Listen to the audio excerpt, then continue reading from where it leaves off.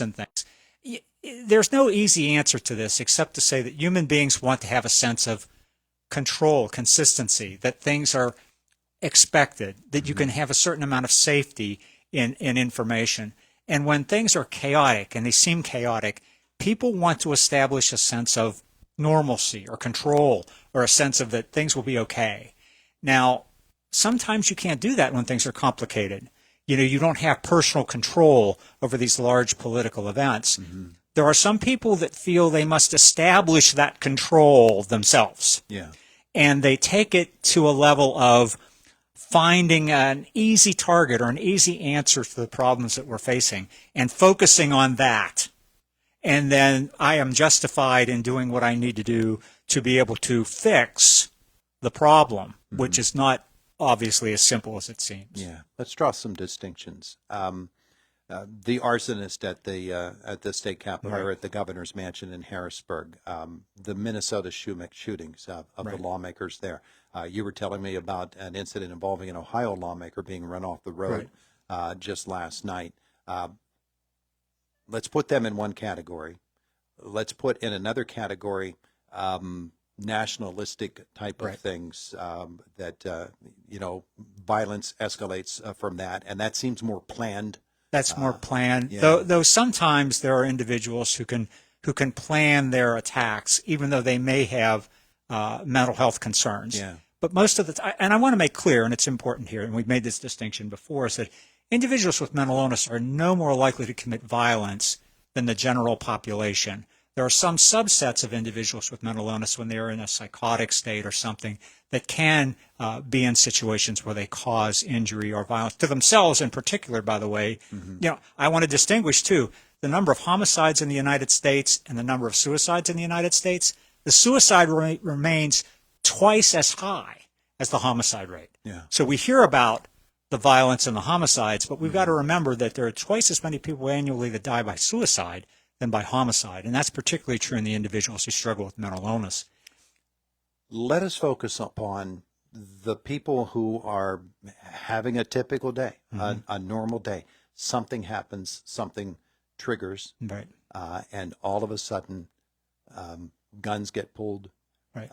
Attacks are made, Right. and what was a normal, everyday interaction between two people becomes very violent very fast. Well, I think what's happened is there's a lot of variables. One is our society, the temperature is higher, but there's also an availability of firearms. Now, I'm not pro or against Second Amendment. I'm just saying that we are more guns on the street than there used to be. And if you look at violent crimes, legal guns are stolen and used in violent crimes. So we have issues of the availability of method to assert your will. I want to be right. I want to take charge of this situation. I'm right and you're wrong. Again, we talk about the sense that we need to be able to disagree. We need to be able to dialogue without having to reach a temperature where we have to be right. We have to win the argument. We have to be in charge. Road rage is a classic example of this. Yeah. I need to get where I need to get now, and you need to get out of my way. And, well, why am I special? Why is my time more important than everybody else's? We have to remember we live in a society where people work together, live together, respecting one another. I hate to boil it down to some simply things, but we need to respect one another's rights, opinions, and lives so that we don't think our way of thinking is more right than yours. Yeah, yeah. That's probably the least understandable aspect, Right. I think, of any violent encounter is that thing that a normally mild-mannered person has something boiling away underneath, and it could be completely unrelated to the situation at hand, and flash, and all of a sudden we've got a situation. We don't know what people are struggling with. We don't know what people are carrying around inside of them and maybe not able to discuss or de-escalate themselves. There's a lot of literature that talks about people who have the ability to tolerate stress but de-escalate themselves, to talk themselves down, to bring themselves back from the brink, do much better with coping, much more resilient than people who are like, I have to be in charge, I have to be right. If I'm not right, it means something's wrong with me. See, that's the connection that needs to be broken. Just because you're not right all the time doesn't mean there's something wrong with you. You know, everybody's right and everybody's wrong. Everybody has the right to an opinion, Not everyone is always going to be right. Yeah. All right. So let's boil this down to people who have that problem, and they notice that within themselves. That 2 minutes later they say to themselves, "Why did I do Why that? did I do Why was I so angry then? How foolish do I look having to do that?" What are some ways, some techniques, you might say, that we can within ourselves head it off at the pass before we get out of hand? Be self-aware of your body. People will carry their stress in their body before they even realize it mentally or cognitively. Look at the tension you're carrying in your shoulders, in particular, your neck, your wrists, your arms. People will feel tense, wired up. If you're aware that you're tense, your body is tense, you're under stress. One of the simplest things you can do is take a few deep breaths and force your shoulders and arms to loosen. Make a mental intention to take a deep breath and feel your body just loosen down. Let your shoulders drop down. Let your wrists loosen your hands, your grips. If you've ever noticed, people probably notice this when they're driving. Notice how hard your grip is on the wheel. Uh-huh. Yeah. That's if you're gripping the wheel like tight knuckle, wait a second. You're in a state of extreme tension already. Your body's riled up. You're reacting to situations without awareness. Bring it into your awareness. And the second thing is pay attention to what you're saying to yourself. Our thoughts are words. They're words in our head. We think they're automatic. They just flow. They don't. Pay attention to what you're saying to yourself. Say it out loud. And then listen to it and say, oh, wait a second. Is that really is this really worth running my car into a pole for? Or is this, take a deep breath, take a few steps back, and let's get home safe? We have to listen to ourselves because we're being bombarded all the time, Todd, with all this information, and it gets stuck in there. And sometimes it gets to be automatic. We have to put that on manual and back away from the edge. Yeah. And we find ways within ourselves. We change our environment. We do. And changing our environment, I think, is always very important. And that's one way. I always tell myself, think of in 3 minutes from now, what's this all going to look like? That's right. And so that might stave you off from doing something that is going to be really, really over the line. And we know that the sooner you catch it, the sooner you become aware of it. It's like the snowball rolling down the hill. The sooner you're aware of it, the sooner you catch it, the easier it is to back away from it than if you're 2 or 3 clicks down the road for it and you're already kind of in that autopilot of reaction. Yeah.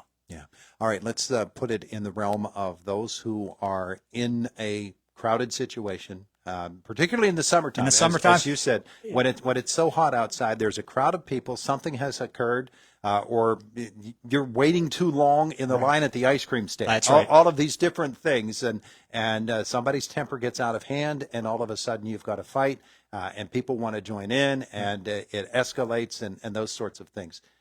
We have to extract ourselves physically from that, but we need to extract ourselves mentally from that. Right. Mentally, it's simple. Wait a second. What am I doing? I'm going to get ice cream. I don't want to get into a fight. This is unnecessary. You're going to extricate yourself psychologically by setting up a mental barrier to say, this is not worth getting all worked up about. Literally, this is just not worth it. I'm going to and then physically disengage. It is true that in the summertime, and when you put people in close quarters together, you increase their level of kind of arousal. We don't like to be crowded anyway. And when you put hot temperature on top of that, that increases the psychological temperature. So I would be like a swimming pool is a great place, but you have to be careful because if you're in situations where people are already uncomfortable, they're already irritable, then that increases the likelihood that there may be some people in that group, not everyone, not most, but some people in that group that this might be a triggering event for them. Yeah, and not able to handle those sorts of Right, things and right. sort of recognize that. All right, so the violent behavior that we see, the anger that we see in society, we can actually choose not to be a part of that. We can make a conscious choice to take a few steps back, recognize, not deny it, recognize that there's a lot going on, there's a lot of confusion, there's a lot of upset, but we don't have to weigh in with intensity on every single thing. We need to take a step back and remember that we've all been in tough places before, but in this country we've been through some tough times. We need to be able to step back, take a few deep breaths, and have faith that it's going to be okay if we don't let ourselves get caught up in it. Yeah, yeah. And I think, as we have said quite often in the past, never read the comments on a post. Never, never, because that's just you're then death scrolling into a variety of very bad things. Yeah, yeah. And never be that poster as well. No. Dr. May, thank you so much for coming to visit with us. It's a time of the year when, things sneak up on us. They can. I mean, this is going to be a great time of the year, decompression, vacation, but sometimes people feel like, well, I got to decompress, and then that puts more stress on you. So, yeah, that actually compresses. It compresses you, yeah. Dr. May, thanks. Thanks, Todd. It is the voice of Indiana County. It's WCCS 101.1 FM, AM 1160, and WCCSradio.com.